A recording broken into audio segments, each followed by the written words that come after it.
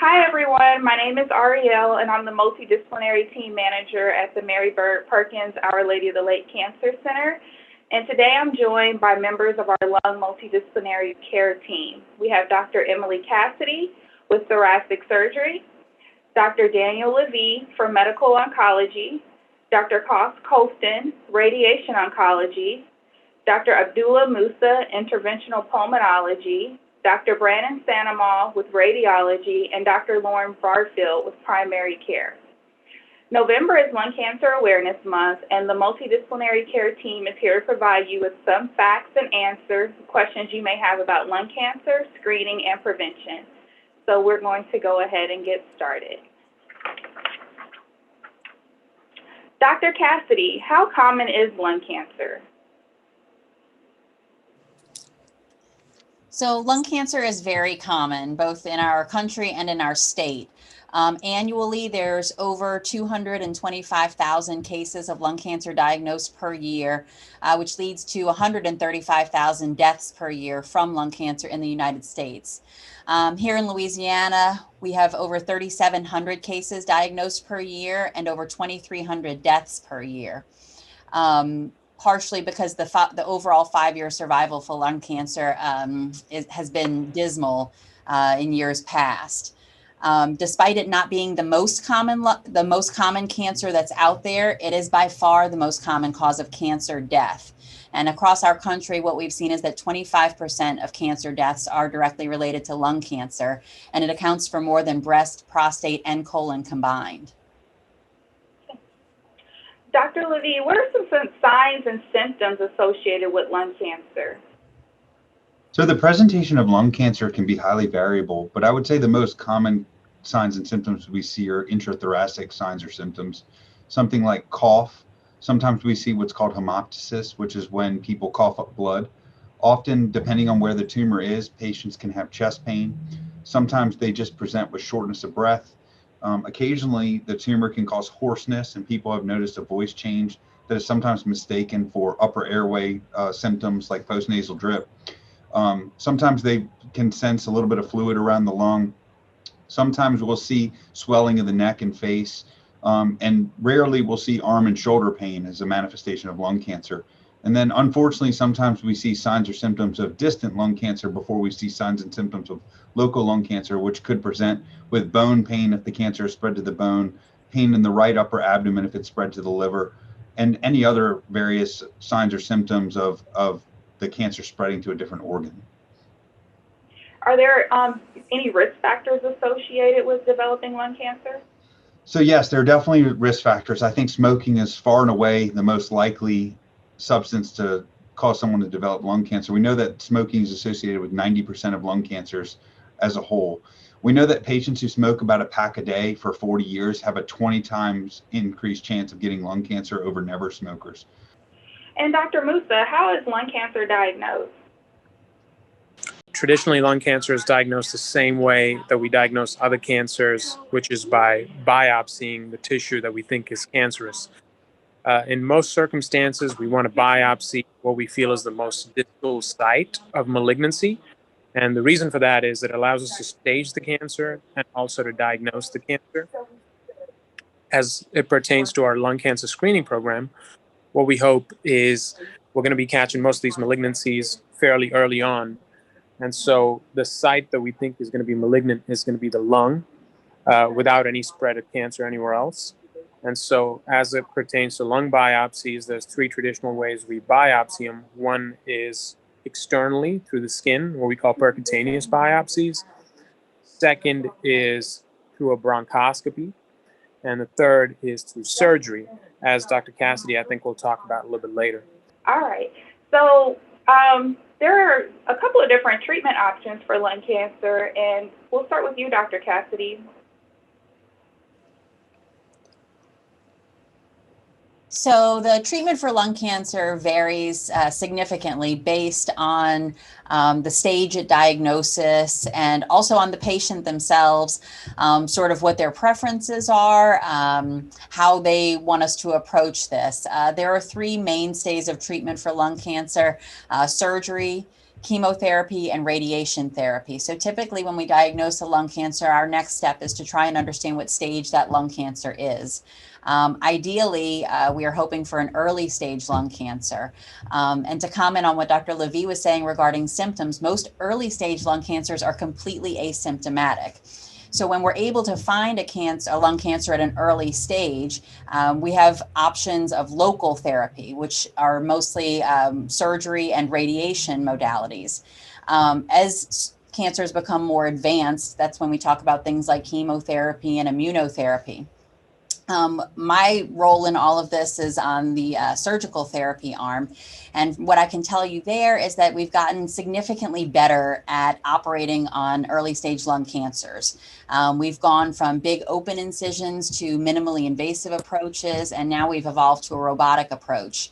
What that means for patients is smaller incisions, less postoperative pain, a shorter hospital stay, and hopefully a faster return to normal life.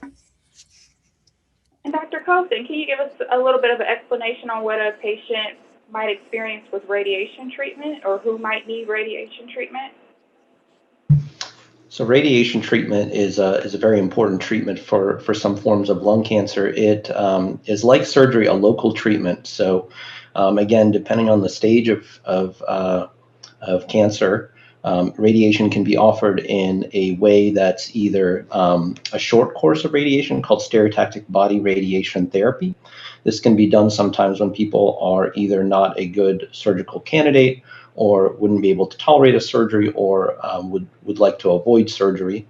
And that treatment can be done often in as little as 3 to 5 treatments. For more advanced lung cancers that are still local, we offer oftentimes radiation over what's called a fractionated course over a few weeks of everyday treatment, Monday to Friday, together with chemotherapy. Both options are important, and multidisciplinary care along with surgery and chemotherapy are always critical in this disease. All right, and Dr. Levy, how does chemotherapy fit into all of this? So I think that's a complicated question, and I think it's something that continues to get more complicated. So chemotherapy is certainly the mainstay of therapy for advanced lung cancers that can't be operated on or are too advanced for local radiation therapy. We kind of break down our therapies now into the more what we call cytotoxic therapies, which are meant to have the chemo itself kill the tumor, or immunotherapies, which are meant for the immune system to recognize the tumor and attack it without giving drugs that have as many side effects. And then there's the combined approach, which we call chemoimmunotherapy. In addition to this, over the last decade or so, we've made significant advances with both the introduction of immunotherapy and knowing about more targeted genes that we can attack.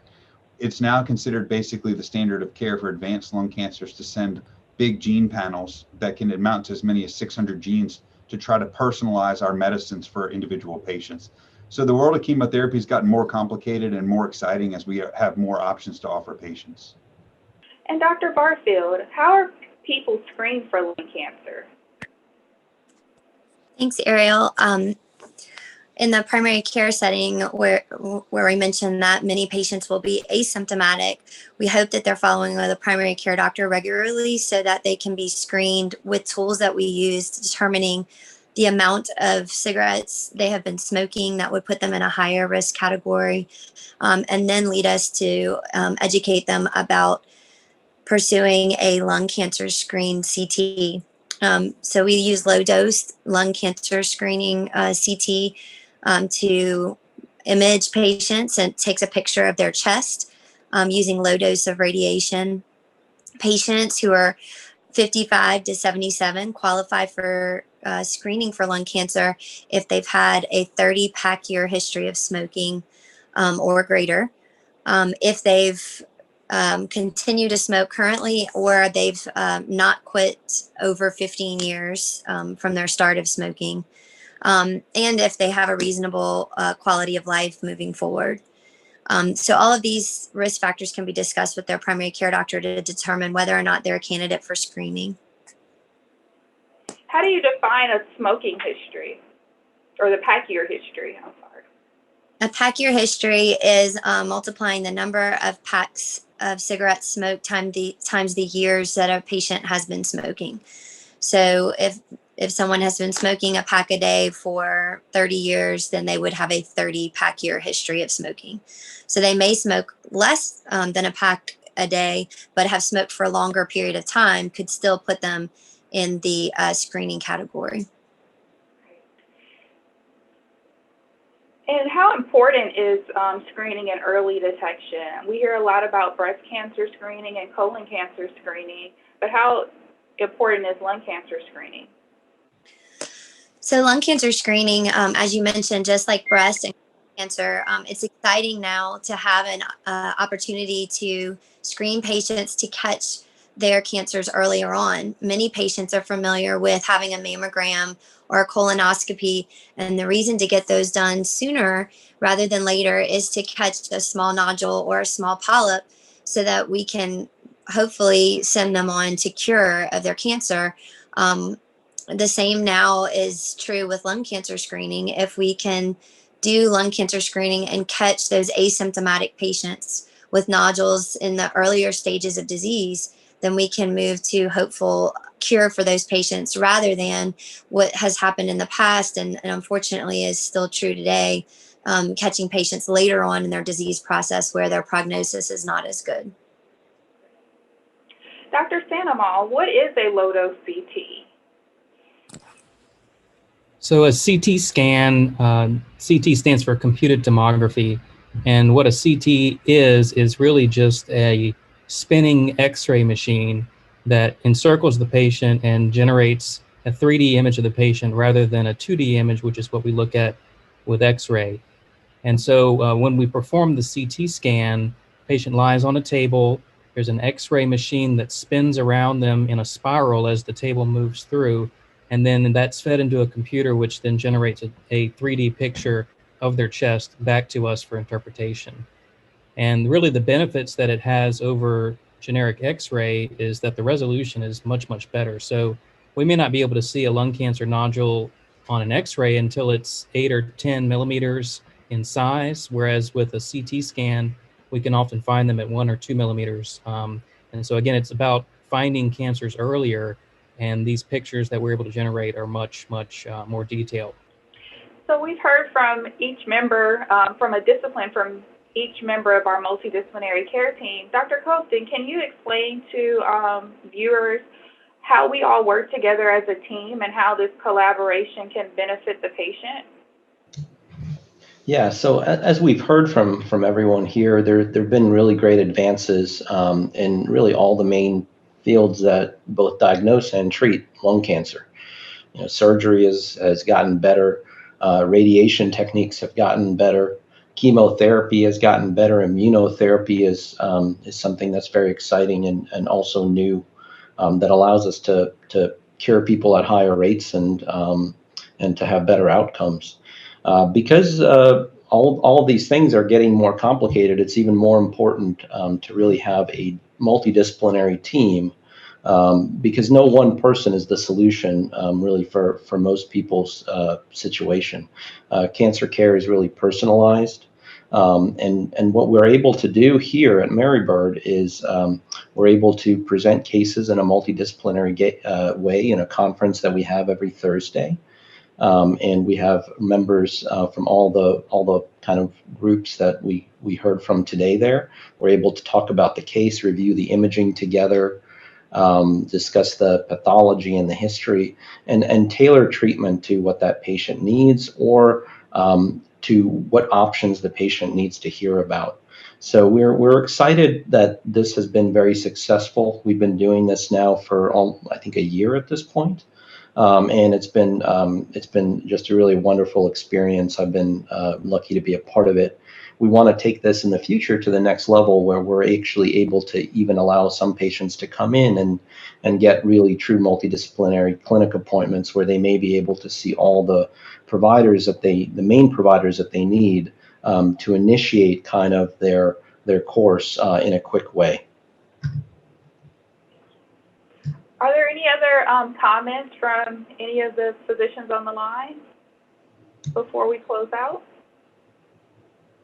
I think from my standpoint, Ariel, the big take-home message for any, prospective patients or just people that are out there watching this is that, you know, the poor prognosis that's historically been associated with lung cancer is directly related to the fact that we typically don't diagnose these lung cancers until they're advanced stage. I think the biggest impact we can have in this community is to encourage screening, because all of the studies are showing us that screening is going to result in us diagnosing more early stage lung cancers. And the outcome for those folks is really good. You know, in just screening programs across the board, they're seeing decreases of, 20% in terms of their mortality rates. And I think that that's what we really want to kind of drive home and strive for. Is to get patients the screening scans that they need, whether it's, through their primary care physician or, even just self-referral, so that we can have an impact on their overall survival.